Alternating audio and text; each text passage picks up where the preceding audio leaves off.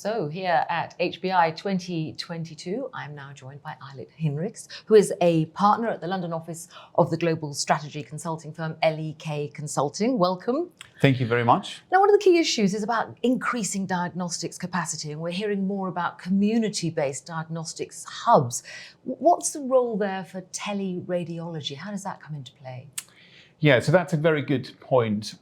Building these hubs in the community is very important to increase the capacity, but that's only one side of the equation. So if you take the scan, then you still have the image, but you don't have any report that you really need to do a diagnostic and actually use it sensibly. So in order, therefore, to boost actually capacity to increase diagnostic imaging, you need both. You need capacity, scanning, as well as reporting. Now, the NHS trusts are all overworked. They don't have any capacity in the radiologists. So therefore, creating these in the first instance is good, but isn't really the answer.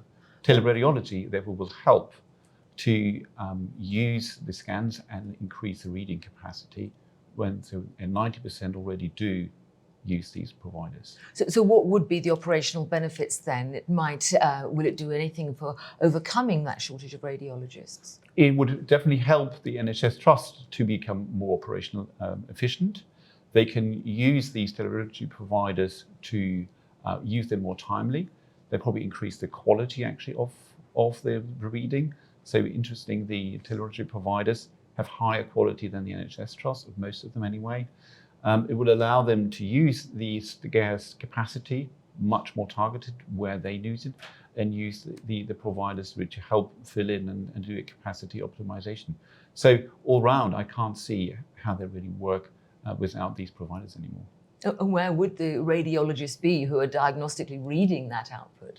Well, that's interesting. The technology now over the last 10 years really come a long way, and therefore, in essence, they could be anywhere in this country, and therefore it's really helping to optimize not only for one trust, but optimizing for the whole NHS. How do we use the scarce capacity? They could be really anywhere.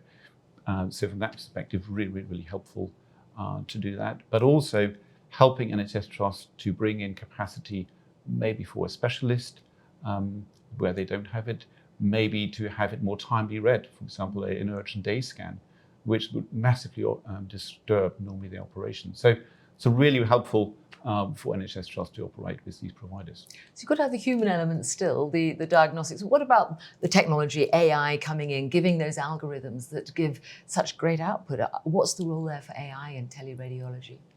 Well, the role of AI in technology is really about to support the process. I don't think we will, or if anything, it's very, very long way off for the AI to take over teleradiology. It's therefore, in the first instance, really about to improve capacity. But let me step back one step.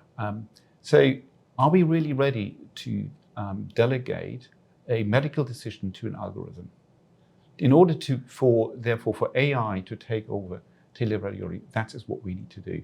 And I think that's a huge regulatory burden and hurdle. And I'm not sure any system is really ready for that step. So therefore, AI is here to support, but there is no one AI who will do teleradiology. You need hundreds of AIs who are very much focused on one specific thing to do. For example, to detect blood in a brain scan. But that's not going to help you in your hip scan or knee scan. So you need a different AI to do the hip scan. You need a different AI to do mammography. So you have hundreds of AIs, and they all need to be embedded into a process. They all need to coordinate it. They all need to work together. And you don't have one AI who then rules the all other AIs. That's the human being. That's the human element where I think we are still superior and where we need the AIs to support us and make the radiologists more productive. So do you have a vision looking ahead, say 10 years, what you think it will look like or would like it to look like? I think what we will see is that the AIs will mark up scans. They will do a triaging of where there's no detection of any abnormalities. There will be a very light touch human intervention for those where it's not clear, where I think the humans need to intervene. So we definitely see more AI. We will see more productivity. Therefore, the radiologist will really spend time on what really matters and not as much admin work and just doing some basic reading. Thank you so much for those insights. Thank you very much indeed, Eilert Hinrichs of L.E.K Consulting. Thank you much for having me. Thank you.